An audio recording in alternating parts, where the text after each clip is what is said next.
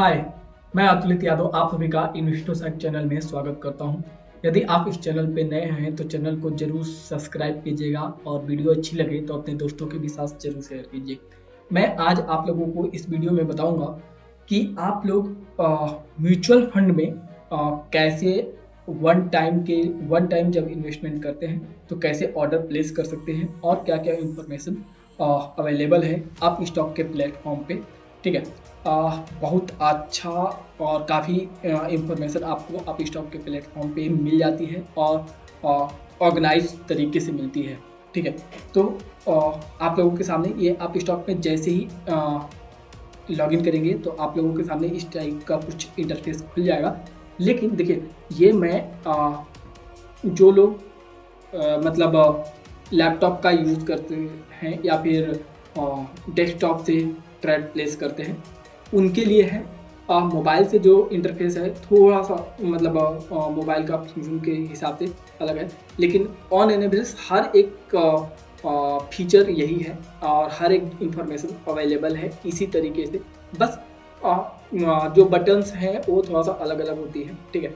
तो इसलिए मैं मोबाइल वाला जो है वो दूसरी मैंने वीडियो बना करके रखी है और उसके बाद से ये वाला जो मैं बना रहा हूँ वो लैपटॉप के पॉइंट ऑफ व्यू से है। तो जैसे आप लॉगिन करते हैं और यहाँ पे जहाँ मोर पर का ऑप्शन दिख रहा है यहाँ पे आप क्लिक करिएगा तो आपके सामने कुछ इस प्रकार से ऑप्शन ओपन होगा। म्यूचुअल फंड, आईपीओ और एसजीवी। ठीक है। सोवियत गोल्ड वगैरह में भी आप इन्वेस्ट कर सकते हैं यहाँ पे। ठीक है। तो आपको म्यूचुअल फंड में इन्वेस्ट करना है तो म्यूचुअल फंड पे क्लिक कर दीजिए। आपके सामने एक नया दूसरा यहाँ पे ओपन हो जाएगा टैब और उस टैब में यहाँ पे आपको हर एक चीज़ इस म्यूचुअल फंड के से रिलेटेड आपको मिल जाएगी। स्क्रॉल करके आप जैसे नीचे जाते हैं तो यहाँ पे इन्वेस्टमेंट आइडियाज़ इस प्रकार का कुछ कैटेगरी दिख जाती है। एक्सप्लोर और फंड पे यहाँ पे दिख जाता है आपको और इसको नीचे जाते हैं जैसे ही तो यहाँ पे दिख जाता है आपको स्मॉल कैप। मेरे को स्मॉल कैप में इन्वेस्ट करना है तो मैं स्मॉल कैप में यहाँ पे क्लिक कर देता हूँ। जैसे क्लिक करता हूँ यहाँ पे टॉप रेटेड जो जितने भी स्मॉल कैप फंड हैं म्यूचुअल फंड वो यहाँ पे दिख जाते हैं। ठीक है। अब देखिए यहाँ पे ये एक फिल्टर लगा हुआ है और इसको इस फिल्टर को अनटिक कर देता हूँ। जैसे ही अनटिक करता हूँ वो मेरा सब का सब म्यूचुअल फंड जितने भी स्मॉल कैप के म्यूचुअल फंड हैं, ठीक है, वो सभी जो स्मॉल कैप में इन्वेस्ट करते हैं वो म्यूचुअल फंड का लिस्ट यहाँ पे दिख जाता है। ठीक है। आगे पीछे और भी यहाँ पे दिख जाएगा। आप जैसे करेंगे तो आपको सभी के सभी म्यूचुअल फंड के लिस्ट दिख जाएंगे जितने भी म्यूचुअल फंड हैं।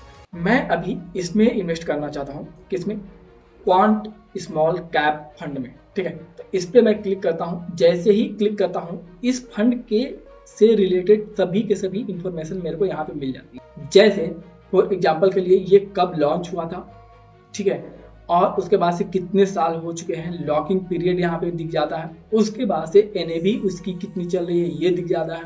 ठीक है। AUM कितना है ये दिख जाता है यहाँ पे। ठीक है। और उसके बाद से एक्सपेंस रेशियो कितना है ये भी दिख जाता है यहाँ पे। इसके अलावा बेंचमार्क भी यहाँ पे BSE का दिख जाता है और उसके अलावा किस प्रकार का फंड है ये भी यहाँ पे आपको दिख जाता है ग्रोथ का। ठीक है। यहाँ पे दो ऑप्शन हमारे पास है। ठीक है। और इस पे आप क्लिक कर सकते हैं। देखिए ग्रोथ है, उसके बाद से डिविडेंड री इन्वेस्टमेंट एनुअली। ठीक है, ये भी है। तो ये इस प्रकार से आप जिस प्रकार का भी फंड लेना चाहते हैं उस पर क्लिक कर सकते हैं। जनरली हम लोग ग्रोथ पे क्लिक करके लेते हैं। इसके अलावा इंफॉर्मेशन मिल जाती है कि इसको बाय करते हैं या सेल करते हैं एक साल के अंदर। सेल जब करते हैं तो उस पर कितने टैक्सेस और कितने चार्जेस लगेंगे। ठीक है। तो यदि एक साल के अंदर इसको आप सेल कर देते हैं, ठीक है, तो जो भी प्रॉफिट हुआ रहेगा इस म्यूचुअल फंड को खरीद करके उस पे 15% का टैक्स लगेगा।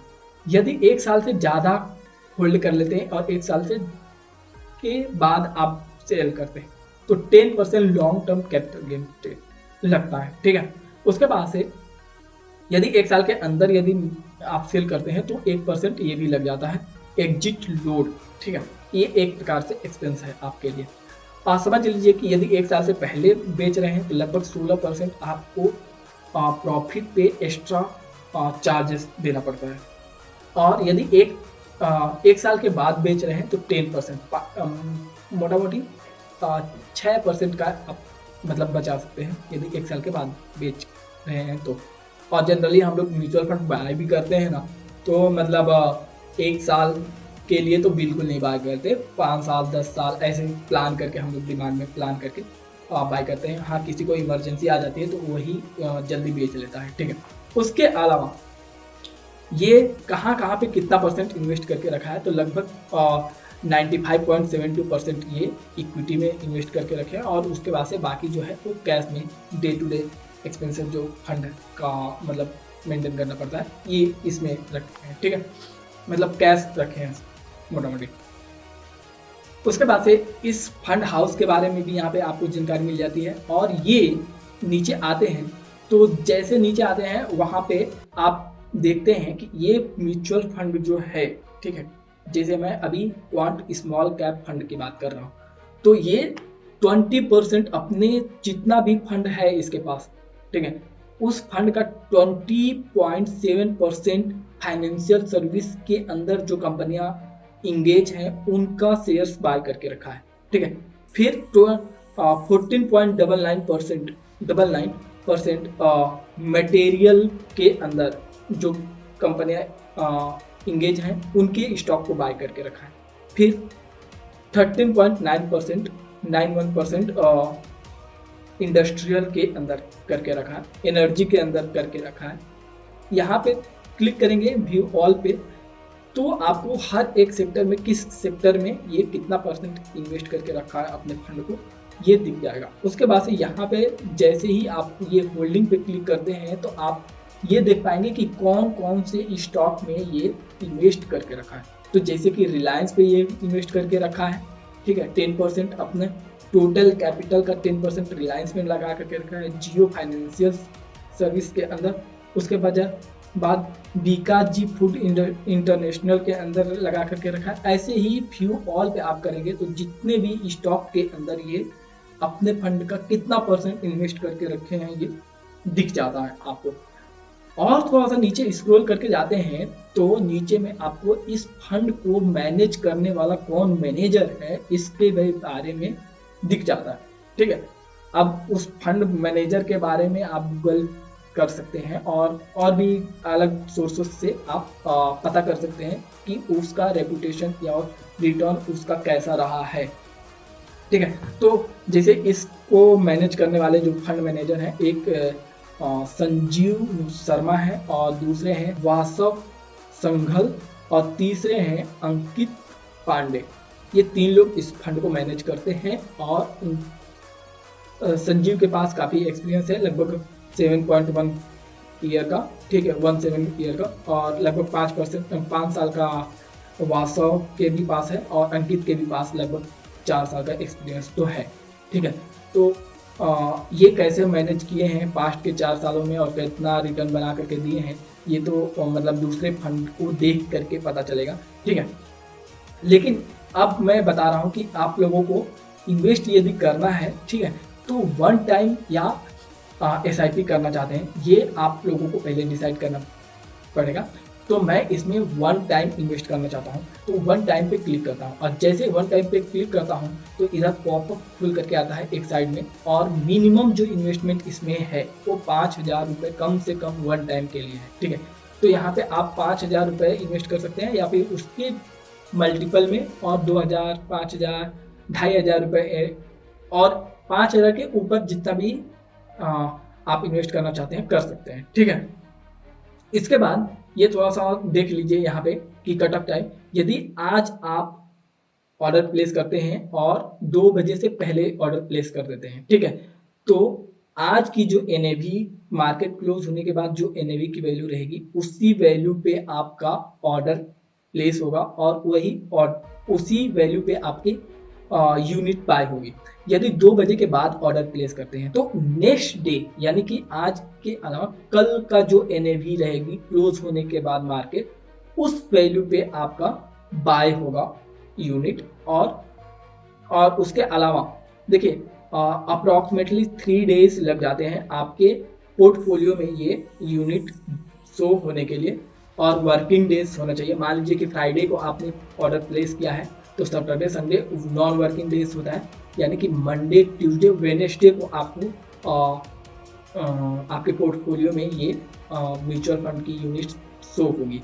ठीक है, तो मैं रिव्यू पर अब क्लिक कर देता हूँ और 5,000 का अमाउंट मैं लगा दिया हूँ। ठीक है, प्लेस ऑर्डर पे जैसे आप क्लिक करते हैं तो आपके पास यहाँ पे यूपीआई आईडी मांगता है। मैं यूपीआई आईडी मैंने डाल दिया और उसके बाद से देखिए यहाँ पे एक पॉइंट को ध्यान रखिए, यूपीआई आईडी से या फोन पे गूगल पे किसी से भी आप पे कर रहे हैं इसमें, तो वो बैंक आपके उसी बैंक से अटैच होना चाहिए जिस बैंक को आपने अटैच किया है आप स्टॉक के अकाउंट से। ठीक है, डीमेट अकाउंट से आपने जो अटैच करके रखा है उसी बैंक का ही यूपीआई आईडी होना चाहिए।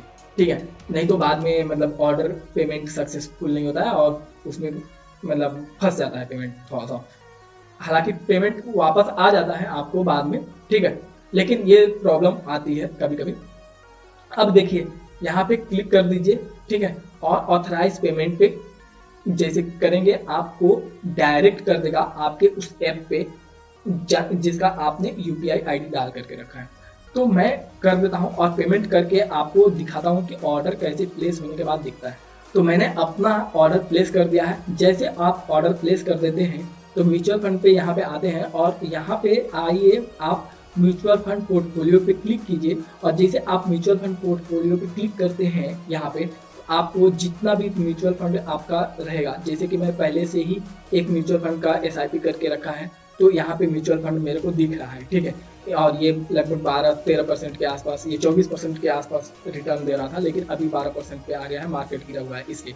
आप जैसे यहाँ ओपन ऑर्डर पे क्लिक करते हैं तो आपने जितने भी ऑर्डर प्लेस करके रखे हैं वो यहाँ पे दिखेंगे। देखिए ये 2 ऑर्डर मेरे को दिख रहे हैं जो वो पेमेंट पेंडिंग, मैंने पेमेंट इन दोनों का नहीं किया है, जिसका भी मैं पेमेंट कर दिया रहूंगा वो ऑल ऑर्डर पे दिखेंगे। ठीक है, देखिए यहाँ पे ये इसका मैंने पेमेंट कर दिया है इस प्लान का। ठीक है, 5,000 रुपये का। Your payment is done and the order has been send to exchange. It typically take up to 3 working days, जो मैंने पहले बताया, for the unit to reflect in your portfolio. अपने पोर्टफोलियो में जैसे यहाँ पे ये यूनिट और ये सभी डिटेल्स मेरे को दिख रहा है, कितना रुपए का मैंने इन्वेस्टमेंट किया है, करेंट वैल्यू क्या है, प्रॉफिट कितना है, ये चीज़ें दिखने के लिए कम से कम 3 वर्किंग डेज लगेंगे। तो आप लोगों को ये वीडियो कैसी लगी कमेंट करके ज़रूर बताइए, और इन्फॉर्मेटिव लगे और आपको कुछ हेल्प मिला हो तो अपने दोस्तों के भी साथ ज़रूर शेयर कीजिए। तो इस वीडियो में इतना ही। Thank you.